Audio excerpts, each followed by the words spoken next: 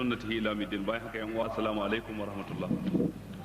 Barkamu da saduwa a wannan yammaci na 20 ga watan Ramadan shekara ta 1427 bayan hijiran Annabi sallallahu alaihi wa alihi wa sallam daga Makka zuwa Madina, wanda kuma shine yammaci na 12 ga watan goma shekara ta 2006 miladiya. A yammacin jiya idan ba a banta ba mun tsane a ƙarshen aya ta 99 cikin wannan sura mai albarka suratul tauba. Yau za mu tashi kan aya ta 100 daidai. Akwai tambayoyi kamar haka. Mai tambaya na farko ya ce, a kwanakin baya ka kai ziyara jamhuriyar Nijar, wanda kuma ka ba da ansa dangane da wankan janaba wadda ta ɗaure wa mutane kai. Abin da ya ɗaure kai ɗin, ka yi bayani akan halaccin wankan janaba wanda babu alwala a ciki. Haka ne, wankan janaba yana da siffa guda biyu. Akwai siffa da ake cewa sifatul ijza, ta wadatar. Akwai kuma siffa da ake kira sifatu kamal, siffa ta kamala. Wankan janaba a siffarsa ta kamala shine idan ka zo za ka yi wanka ɗin ko za ki yi wanka, ga ruwan a gabanka. Farkon abin da za ka fara yi, za ka karkato bakin mazubin ruwan ka wanke hannunka so 3, sannan sai ka tsoma hannu a cikin ruwan sai ka ɗebo sai ka wanke gabanka. A daidai lokacin da za ka wanke gabanka, a lokacin za ka ƙulla niyya ta wankan janaba wanda yake wajibi ne, wanda yake farilla ne, wanda yake dole ne. Idan ka wanke gabanka, ma'ana ka yi tsarki kenan, to daga nan kuma wato sai ka yi alwala irin yadda kake yin alwala ta sallah, ba wani bambanci da kowace alwala ta sallah. Abinda duk kake alwala za ka yi, sai abu ɗaya na ƙarshe shine wanke kafafu sau 3, to wannan sai ka kyale shi, ba za ka yi shi ba. To daga nan gudun sai ka ɗebi ruwa a cikin tafin hannunka ɗaya sai ka zuba a kanka. Ko da yake kafin haka ya kamata ka tsoma yatsunka hannunka guda 2 a cikin ruwan da kake wanka da shi, ba tare da ka ɗebo ruwa ba ka fito da shi, sai ka mummurza kanka, saboda kowane gashi da ya buɗe lokacin da mani ke kokarin fita daga jikinka ya koma yadda yake. Dan gashin dan adam yakan bubbuɗe, musamman gasunsa na ka, gashin ka. Idan ka zuba ruwa a haka na iya haifar maka da ciwon kai ko wani abun na daban. To bayan ka mummurza kanka, to shine sai ka kamfaci ruwa cikin tafin hannu sai ka zuba a kanka, ka tabbatar ya game ko ina a kanka. Ɗaya kenan. Ka sake kamfata na 2, ka tabbatar ya game ko ina a kanka. Sannan kuma ka sake kamfata na 3, ka tabbatar ya game ko ina a kanka. To idan kai wannan shine sai ka ɗebi ruwa ɗin kuma ka game dukkan jikinka da shi, kana mai farawa da ɓangaren ka na dama kafin ɓangaren ka na hagu, tsagen jikinka na dama kafin tsagen jikinka na hagu. Ka tabbatar ruwa ya taɓa ko ina. To idan ka yi wannan ne ka kammala. Abu na ƙarshe shine sai ka wanke kafar dama ka kuma wanke kafar hagu, cikon alwalar da ka riga ka faro. To wannan ita ce siffa ta kamala a wankan janaba. In wankan janaba ne haka ake yi, in wankan haila ne haka za a yi, in ma wanka ne na biki, jinin biki ya ɗauke, haka mace za ta yi. Bambancin su kawai shine niyya ce take bambanta su. In za ka yi wankan juma'a ma haka za ka yi, in za ka yi wankan idi ma haka za ka yi, bambancin shine niyya. To wannan ita ce siffa ta kamala. Kun ga idan kun lura da wannan siffa, wato tsarki, wato mutum ya wanke gabansa ko al'aurarsa kenan, wanda a lokacin zai kulla niyya. Daga nan gurin sai alwala, cikakkiyar alwala. Daga nan gurin sai wanke kai sau 3, kuma ruwan da mutum zai ɗiba kare wuce cikin tafin hannu ɗaya. Daga nan gurin sai game jikinsa da dukkan ruwa. Daga nan sai wanke kafafu. Idan ka ɗaya ka sai ga ababai guda 4 ne ake yi a cikinsa. Kar ka manta da niyya kuma mahallinta a zuciya ne. Innamal a'malu binniyat wa innamal likulli imrin ma nawa. Amma idan mutum zai siffa ta al-ijza, wadda ta wadatar, wadda ba sai kai alwala a ciki ba, kana zuwa kayan niyyar yin wanka din, kana kulla niyya a cikin zuciyarka, kawai sai ka ɗebi ruwan ka watsa a jikinka ya game ko ina. In ma wani kududdufi ne ko gulbi ko rami a gabanka ko swimming pool din nan da ke wurare, sai ka yi tsalla ka fada a ciki, ka kulla niyya. Da ka fito abin da za ka yi shine abu guda 2. Na farko ka ɗebi ruwa ka kurkure bakinka, sannan kuma sai ka ɗebi wanda za ka shaƙa ka fyace na hancinka shikenan ka kammala wanka, kuma ya halatta kai sallah da wannan wankan. Hadisi cikin sahih Muslim ya nuna haka. ina jin babu wata wahala a cikin wannan, sai dai wanda ya wanka na farko ya fi ka kamala saboda ya bi ka'idojin duk yadda suke, dan haka yana da kamala, wankansa ya fi cika, ya fi ka lada. Wanda ya nabi kuma yayi, kuma in yayi sallah da shi kuma yayi, dan kasancewa ba a yi alwala ba. Wannan ka'ida ce ta malamai cewa karamin kari idan sun haɗu da babban kari, to da ka kawar da babban kari karamin ma ya tafi, amma ba lallai bane dan ka kawar da karamin kari ya kasance babban kari ya shiga ciki. ma'ana alhadasul asghar yatalasha fil hadathil akbar. Shi karamin kari wato shine bawali, bayan gida, mazi da sauransu yana narkewa ne a cikin janaba. Lokacin da ka wanke janaba ka wanke su gaba daya. Ina fata an fahimta. Wannan shine abin da na faɗa a wancan lokaci, sannan kuma shine na sake maimaitawa a yanzu, kila sai dai ko bayanin na yanzu ya kasance ya fi na da fitowa.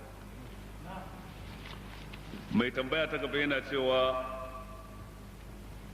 raka'atan al-fajr idan mutum bai same ta ba yaya zai yi? Ya zo ya samu a masallaci har an shiga sallah.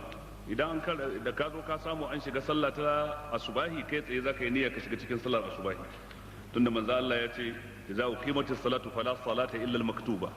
Idan an riga an tsayar da sallah ta farilla to ba wata sallah ta nafila da zaka yi. Idan ka shiga kammala sallar asubahi da kai, to ya halatta ka tashi a nan take ka yi raka'atan al-fajr dinka. Manzo Allah ya ga wani mutum bayan an kammala sallar asubahi a masallacinsa, ya tashi ya yi sallar nafila raka'a biyu, sai ya tambaye shi me kai, sai shi raka'atan al-fajr ce ta kuce mun ban yi ba, na zo an fara sallah, yanzu da aka kammala shi ne sai na yi ta. Sai manzo Allah ya tabbatar da shi, bai ce yayi kuskure ba. Da haka hadisin da ke nuna karhancin yin sallah ta nafila bayan sallar asubahi har sai gari ya waye bai shafi wannan ba, wanda raka'atan al-fajr ta kubuce masa. Wancan hadisi ne am, wannan kuma khas, la ta'aruda bainal am wal khas. Mai tambaya ta gaba yace shin ya halatta mutum ya sayo mashin naira 60,000 sai ya baka ka rinka yin acaba da shi da yarjejeniyar cewa kullum zaka bashi 500 har tsawon wata 7, in aka yi wata 7 mashin din ya zama naka? Bai halatta ba, wannan riba ce. Riba ce. Don menene dalilin? Kun gina abu akan abin da yake babu tabbas, cewa ga mashin din kullum ka kawo 500, in aka yi wata 7 ya zama naka. Yau ina da lafiya, gobe ba da lafiya. Ranan da na yi aiki zan iya samun 500, zan iya samun ma sama da 500. Wata rana kuma a waye gari gashi na yi aikin kuma ban samu 500 din ba. Wata rana a iya kwana 3 ban ma yi aikin ba fita ba, kuma dole sai na nemo 500 a ko ina take na bashi. Wannan tsabagen jari hujjanci ne, mazhabi ne na capitalism wanda babu tausayi da rahama a cikinsa. Don haka haramun ne, haramun ne, haramun ne. Ya kamata ku gane wannan. Don karshe abin da zai faru, mashin din nan na naira 60,000 ya tashi a naira 100,000 da 5,000. Idan kai lissafin wannan wata 7 haka zai zama. A madadin gashi kudinsa yanzu wannan daidai yake da a ce yanzu ga mashin in kana da naira 60,000 kawo, amma idan bashi ne daga nan zuwa wata 7 to ya zama 105,000. Bai a tanifi bai a kenan. Bayan hadarin da mutum zai shiga ciki na babu hutu wajen sai ya hada waɗannan kuɗaɗen. Da haka duk masu yin wannan kasu ɗauka cewa suna kasuwancin da ya halatta, bai halatta ba ko miskala zaratin.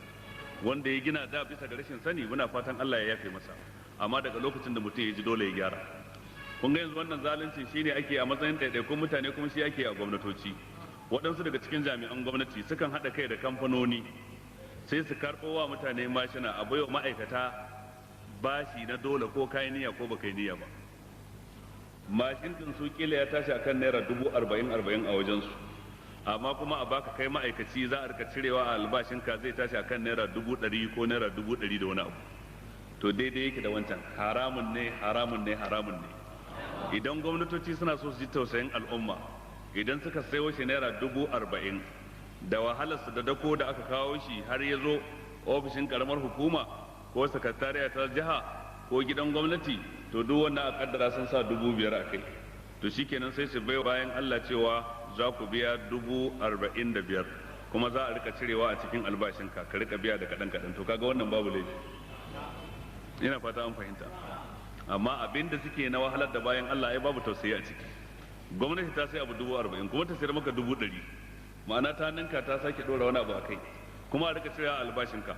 To galibi sukan haɗa kai ne su waɗansu daga cikin ɓata garin ma'aikatan gwamnati ko masu faɗa a cikin gwamnati ko masu mulkin su haɗa kai da kamfanoni dan can za su yi kashi muraba.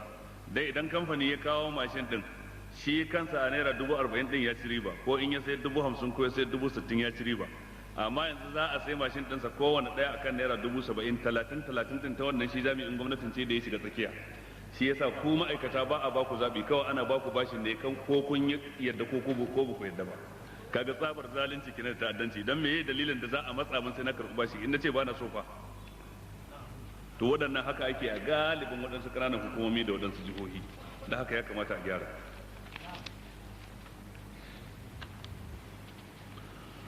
Wani ne ya haɗa magani na beraye saboda beraye sun dame shi, sai samo wani bom da ake cewa bom din bera, wanda ake sa a cikin abinci sai beraye su ci su mutu. Bisa ga tsautsayi sai ya ajiye a wani wuri, sai wani yaro ya ɗauka ya ci ya mutu. Me hukuncinsa? Hukuncinsa ya yi kisa bisa ga kure ba da niyya ba. To idan ka kashe musulmi wanda yake cikin gari na musulmi bisa ga kure ba da niyya ba, abu biyu ne a kanka. Abu na farko addiyatu, wato diya. Diyarsa kuma bisa ga zancen da shi ya fi karfi cikin zantukan malamai, wato raƙuma 100 ko abin da yake daidai da raƙuma 100 ta fuskar daraja, valo ɗinsa ya kai raƙuma 100. To raƙumi 100 miliyan nawa kenan? To waɗansu malamai kuma sukan yi kiyasan sa da azhab wal fidda. A kiyasan bana dai da aka yi kusan diyar mutum musulmi wajen miliyan 8 sai da doriya. Idan ka kashe mutum musulmi bisa ga kure ba da niyya ba, ka sheko mota ka kaɗe shi ya mutu ba da niyya ba, ka yi niyyar kashe shi ba, to wannan miliyan 8 za ka biya diya in za a karɓi diya a wajenka. Inda a ce za a riga karɓar diya a ƙasar mu ta wannan kisa da ake yi, da direbobi sun rage ganganci, da kuma sun rinka canja taya a kan kari. Amma galibi haɗurran da ake ko a cikin gari ko a kan tituna, taya ce ta suɗe, sannan kuma ga overload. Direba ya ɗauki mutum 5 a baya, ya ɗauki mutum 3 a gaba har da shi na 4, sai ya ce daga kafar ka sannan ya canza giya. Sannan kuma ga taya ta suɗe, kuma ya rinka yana ɗaukan waɗannan fasinjan ya karɓi kuɗinsu kallon agogo yake yi cewa yaushe wannan kudin za su zama halal dan yayi maza ya sake dauko wadansu, don haka sai ya rika gudu sama da kima. Motar ta zanto ta fita daga control ɗinsa, ta fita daga ƙarƙashin gudanarwarsa saboda fashewar taya, saboda waɗansu ababai, sai ga mutane sun mutu. To wannan da sai a karɓi diya, in ya kashe mutum 4 a karɓi miliyan 8 har su 4. da kuma ita diya yadda take, mutum da ya kisan ba shi kaɗai zai biya ba, shi da waɗanda ake kira al'aqila. Al'aqila bisa ga zance da ya fi ƙarfi su ne aqriba'uhu almuta'assibuna lahu, danginsa ta bangaren uba su ne al'aqila, kamar yayyansa da kanne maza duk suna cikin aqila, kannan mahaifinsa maza suna cikin aqila, ƴaƴan kannan mahaifi suna ciki, yayyan mahaifinsa maza suna ciki, ƴaƴan kannan wan mahaifi maza duk suna ciki, kakansa namiji in yana nan duk suna ciki. Waɗannan su ne aqila. Tare da shi za su haɗu a har haɗa kuɗin, ko da shi yana da kuɗin da zai biya, duka zai za su haɗu a har haɗa don a biya diya. To hikimar wannan shi ne, kaga in kun san an caje ku wannan, gobe za ku kyale ya tukin ganganci ba za ku kyale shi ba. Kaga wannan fa darajar rai na musulmi kenan a wajen addinin musulunci. Amma mun riga mun saba, sai mutum ya tukin ganganci ya kaɗe mutane sai a ce Allah ne ya kaddara, sai a kyale shi. Wannan tawakkalin ƙasar mu, tawakkalin mutanen mu, idan ka karbi diya sai aka kamar ka sayar da dan uwanka ne, wannan kuma jahilci ne. Ita diya din dan ta tsare mutunci, ko da akwai kuskure a ciki, to amma akwai wani kuskuren da mutum yayi wani abu, dan haka dai mutum zai biya diya. Daga nan gurin kuma sai ya kafara diya. Idan dangin wanda ka kashe suka ce sun yafe, shi kenan ta fada kanka, sai kafara. Kafara ko mutum zai yantar da baiwa mummuna, idan baya da halin yantar da baiwa mummuna to sai azumi na wata 2 a jere ba tare da ya sha ruwa ba har sai ya karasa. wannan shine hukuncin wanda ya kisa bisa ga kure, kaman ka harba kibiya dan harbar tsuntsu sai ta je ta kashe wani a gona ya faɗi ya mutu, wannan kai kisa bisa ga kure. Kamar ka ɗauki bulala wadda ba ta kisa sai ka daki wani da ita sai kuma ya faɗi ya mutu, duk wannan kaga ba ta kisa amma ka kashe shi ba da niyya ba, ko wani abu makamancin haka cikin siffofin da malamai suke bayarwa. Akwai siffofin da an yi ittifaki, akwai kuma siffofin da akwai sabani a ciki. Tambaya ta gaba mai ita yake cewa sahabban manzon Allah sun mutu a fagen jihadi suna mushahidun, ban taba ganin wannan kalmar ba a duniya da wannan ma'anar. Suna shuhada'u da zaka ce ba mushahiduna ba, mushahiduna ba yan kallo. Shi mu yaya za mu yi mu ma mu je mu yi jihadi mu mutu mu zama shahidai? Gashi muna ganin irin abubuwan da ake wa 'yan uwanmu musulmi a Palestine, Afghanistan, Lebanon da sauran wurare. Maganar cewa sahaban annabi sun mutu gaba ɗaya sun yi shahada, wannan ba gaskiya bane. Allah ma bai shar'ata jihadi ba don ku mutu ku duka. Shi yasa ma annabi da ya je fagen Badar bai roki mutuwa ba, ya roki nasara ne. Kaga yana daga cikin ababen da idan mutum bai a hankali ba sai ya fada cikin kuskure bai sani ba. Tana da falala ko shakka ba, kuma ana so ka same ta, amma ba a roƙon cewa ya Allah ka sa mu duka shahada. Abin nufi in muka mutu mun duka to kuma duniya ta zama ta kafirci tsantsa. Shi kuma Allah ya sharanta addinin dan saboda yayi rinjaye akan sauran addinai. huwa allazi arsala rasulahu bil huda wa dinil haqqi liyuzhirahu ala ad-din kullihi walau kariha al-mushrikun. Shi yasa ubangiji subhanahu wa ta'ala bai kaddara sahabbai ya zanto gaba ɗaya shahada suka yi ba. Aslan ma tsakanin waɗanda suka mutu a wajen yaƙi da waɗanda suka mutu a gida, su waɗanda suka mutu a gida ba tare da ba a fagen yaƙi ba sun ninninka waɗanda suka mutu a wajen yaƙi ninkin ba ninki. Shahidai adadin su kaɗan ne ya an kwatanta da waɗanda su kuma ba a shahada suka mutu ba. Ina fata an fahimta. Shi yasa ubangiji ta Allah ke zaburarwa kan ayyaki in yamsaskum qarhum faqad masal qauma qarhum misluhu wa tilkal ayyamu nudawiluha bainan nas wa liya'lam Allahu alladhina amanu wa yattakhidha minkum shuhada. Dan Allah ya bayyana da mummunai na asali, shi yasa aka shar'anta jihadi, kuma domin Allah ya riki wasunku a matsayin shahidai. Min kaga ta ba'idiyya ce. Wa yattakhidha minkum shuhada wallahu la yuhibbu zalimin wa liyumahhisa Allahu alladhina amanu wa yamhaqal kafirin. Dan ubangiji ya tace imanin mummunai a ga mummunai na gari, sannan a kaskantar da kafirai. Suwa za su kaskantar da su ko mummunai da kuke da ran? To idan kun shahada ku duka fa. Da Khalid bin Walid duk irin rumtsi da ya shiga Allah bai kaddara masa shahada ba. Shi kansa yake jin takeici yayi mutuwar gida. Yace ba wani gumurzu, ba wani rumtsi, ba wata gwagwarmaya, babu wani kwazazzabo, babu wani wuri da za a yi wa maza kofar rago dan a kar su face sai da na shiga na fita. Allah bai kaddara min in shahada ba. Wa ha ana za a mutu kama ya mutul ba'ir. Gashi zan mutu a gida irin yadda raƙumi ke mutuwa a garki. La namat a'yunul jubana. Yace kai matsorata Allah hana idanunku bacci. Ma'ana yana nufin cewa in tsoro kana yi ne dan karka mutu, to ai ita kanta shiga a haka kuma ba ta jawo mutuwa. Ina fata an fahimta. Waɗansu suke cewa ai guduwa ba ta maganin mutuwa. Abin da ke maganin mutuwa shine tarar mutuwa ga dangada. Shine ke maganin mutuwa, amma dan ka gudu wato baka abin nan ba.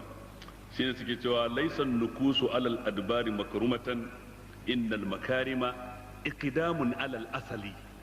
Wato ka gudu ka ja baya, wannan ba shine karamci ba shine mutum ba. Abin da yake karamci kaga an dana tarko ka bi ta kai ka wuce dan ka je ka samu maza a yi gumurzu, wannan shine karamci. Dan haka dai ba dukansu suka yi shahada ba. Shahada ko shakka babu falala ce, daraja ce, amma kuma ubangiji ta Allah ya karrama waɗansu da ita, waɗansu kuma bai karrama su da ita ba. Ko da manzo Allah sallallahu alaihi wasallam bai mutu a fagen yaki ba a fagen yaki ba. Haka Abubakar Siddiq da Umar da Uthman da Ali duk ba a fagen yaki su mutu ba. Kuma kaga su ne mafi cikin wannan al'umma. Dan haka dai ina so in ce da fahimtar nan taka ta cewa sun yi shahada sun mutu ba haka bane, ma'ana wasu su ne suka yi shahada suka mutu.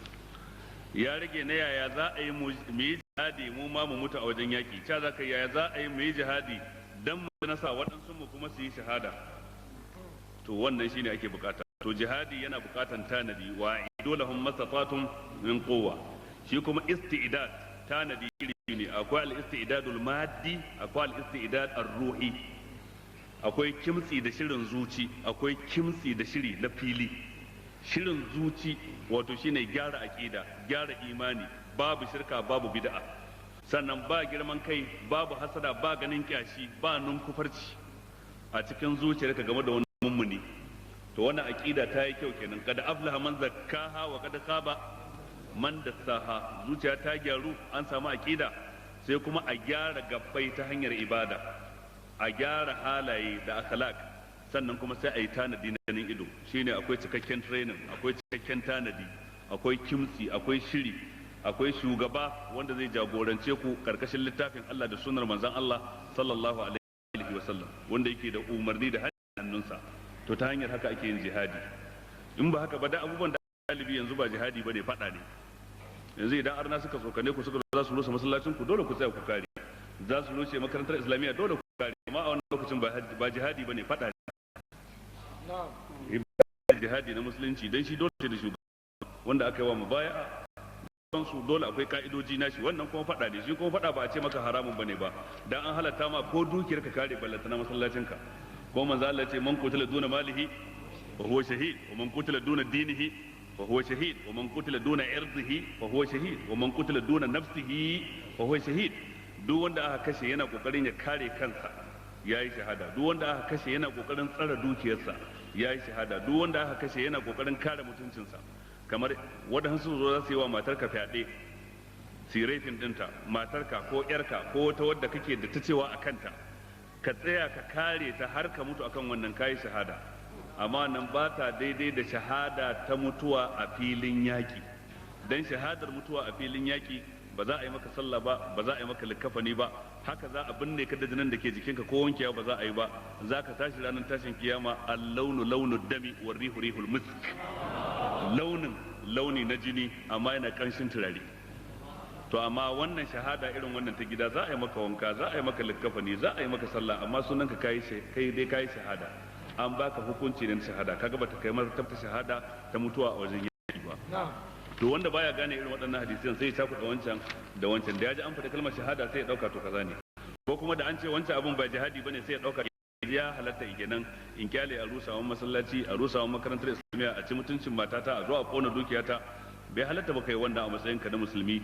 Dole a matsayin ku na yan unguwa ɗaya, yan gari ɗaya, ku kare wannan. A daidai iyakacin nan da matsalar ta tashi sai ku naɗa wani shugaba dan a tafi da abin cikin tsari har ku ci nasara. Amma baya daidai da jihadi wanda dai jihadi ake raɗa masa suna. Yanzu kun yi ne dan kwatar kai kuma addini ne. Ina jin muna fahimta waɗannan mas'alolin.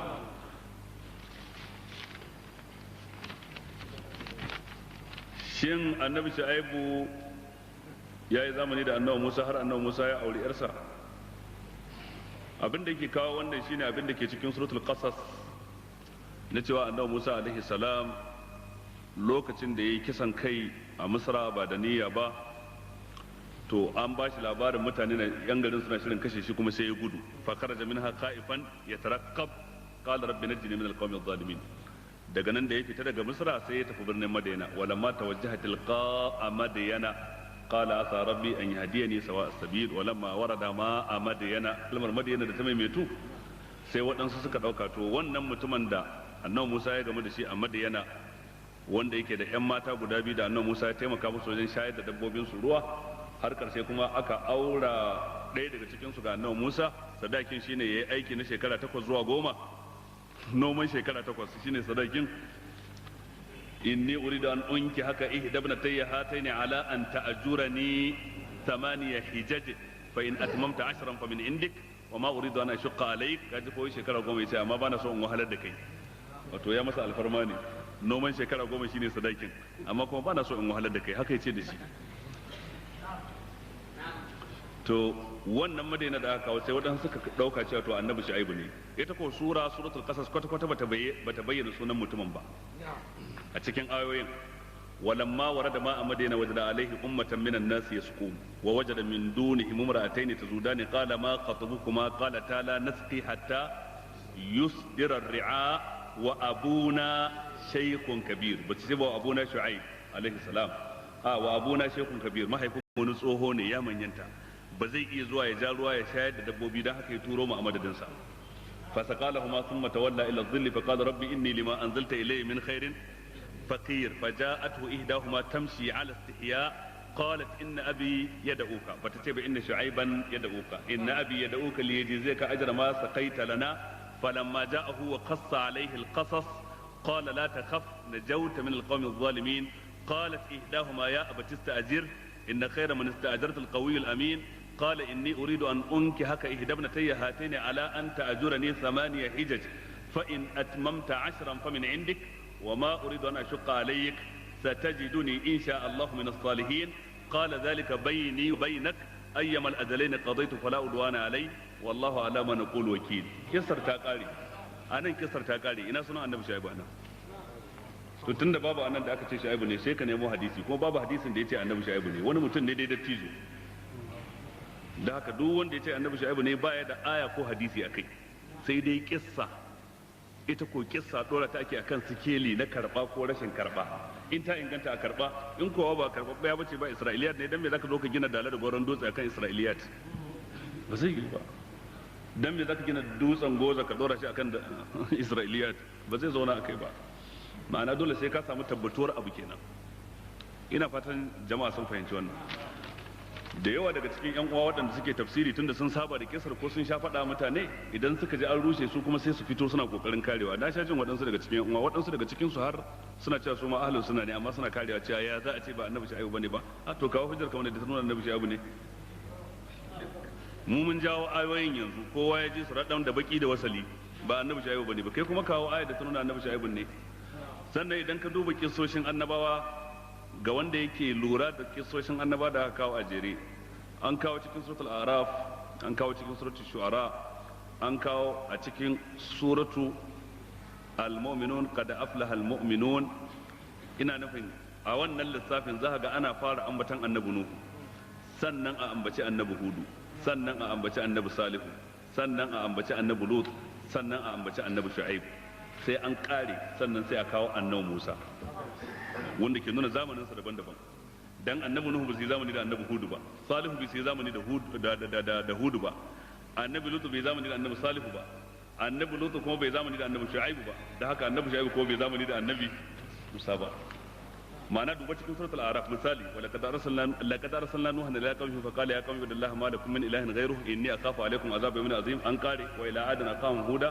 قال يا قوم اعبدوا الله ما لكم من اله غيره ان قال والى ثمود اخاهم صالحا قال يا قوم اعبدوا الله ما لكم من اله غيره ان قال ولوطا اذ قال لقومه اتاتون الفاحشه ما سبقكم بها من احد من العالمين انكم لتاتون الرجال شهوه من دون النساء بل انتم قوم مسرفون ان قال والى مدين اخاهم شعيبا aka kare kisar annabi shu'aibu fa akhadathum ar-rajfatu fa asbahu fi darihim jathimin wa tawalla anhum wa qala ya qaumi laqad ablagtukum risalati rabbi wa nasata lakum fa kayfa asa ala qaumin kafirin وما أرسلنا في قرية من نبي إلا أخذنا أهلها بالبأساء والضراء ده an gama wannan can da aka je gaba aka ce tilkal qur'ana qussu alayka min anba'iha sun kare ku wa laqad ja'atuhum rusuluhum bil bayyinati fama kanu liyu'minu har zuwa karshe sai aka ce summa arsalna Musa sannan aka turo Musa bayan shi abin ya wuce to ya zaka ce shine